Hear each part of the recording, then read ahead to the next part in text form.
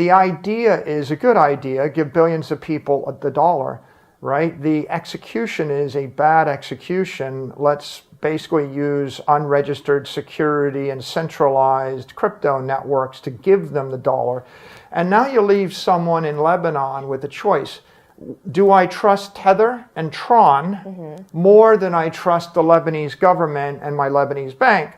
And of course, in their case, it's a stark choice. We know the government stole my money and currency was devalued and the bank frees my assets.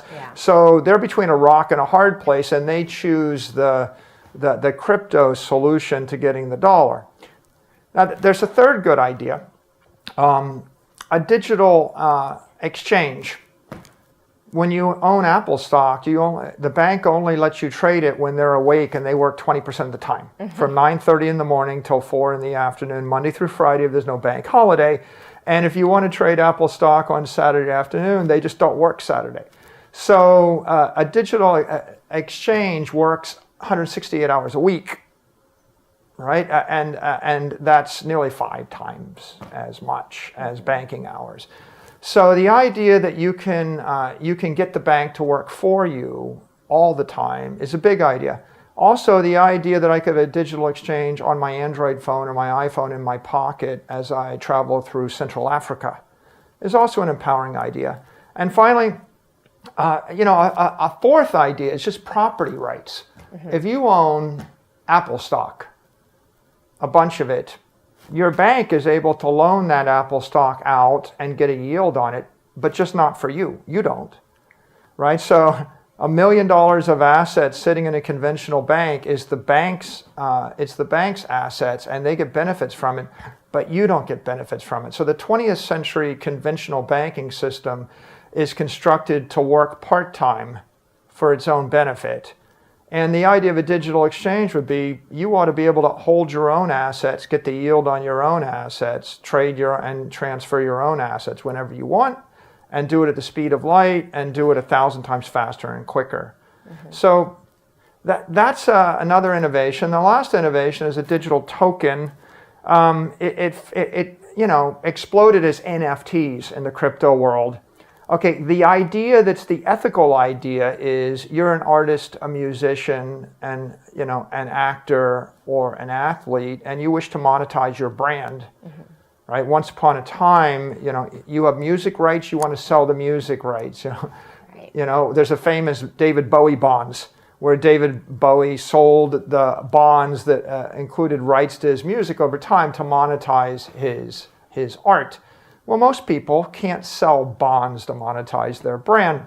So the idea that I could somehow issue a token that monetizes my brand was interesting to hundreds of thousands of creators and artists and celebrities, right? They were very excited about it because, from their point of view, it's Hollywood and the music companies that control me. Once upon a time, Prince changed his name to to an unpronounceable symbol and went by the artist formerly known as a protest against his record label because he felt, he painted slave or wrote slave on his forehead. Yeah, they want what's theirs. Right, and so the people want to own their rights. That's the ethical idea that came out of crypto.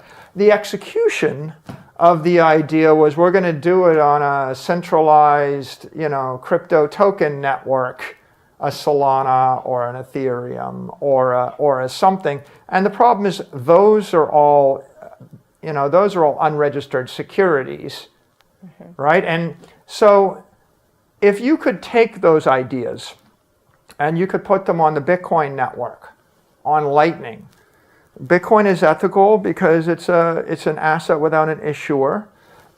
Lightning is ethical because it is an open protocol, and the fees that run it are Satoshis. And Satoshis are, of course, ethical money. So if you had an open, fair protocol running on an ethical money, and then you gave tokens to creators, and you gave dollars to people in Africa that would otherwise starve, or they're locked out of the world economy without dollars.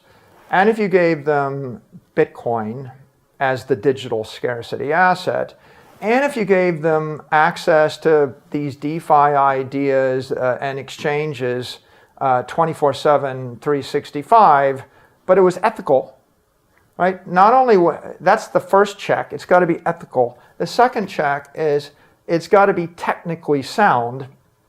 Lightning's technically sound. You could support billions of people and do billions of transactions a day, quick and cheap, technically sound. And then third, it's got to be economically sound. You could create a digital commodity that had an inflation rate of 10% a year forever.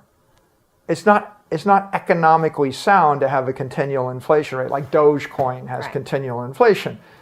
So Bitcoin is economically sound because it's capped scarcity. It's technically sound because it's layered from the base layer, which is optimized for security, to the layer 2, which is optimized for performance and scalability, and enables layer 3 applications. And I think that as we look forward, what we'll say is, well, the first decade of crypto, they were trying to do all these good ideas, but they were doing them with unregistered securities and centralized banks and centralized exchange and those things, and with poor economic principles, right? And they collapsed they either collapsed because they're unethical and the regulators shut them down, or they collapsed because they're technically flawed, right? And they clog up and they're trying to do everything on the base layer, or they collapsed because they're economically unsound. The next generation of the digital economy, digital assets, people will pursue digital exchanges, digital currency, digital commodities, digital tokens, digital securities. They will pursue them, but in an ethically sound, technically sound, economically sound fashion.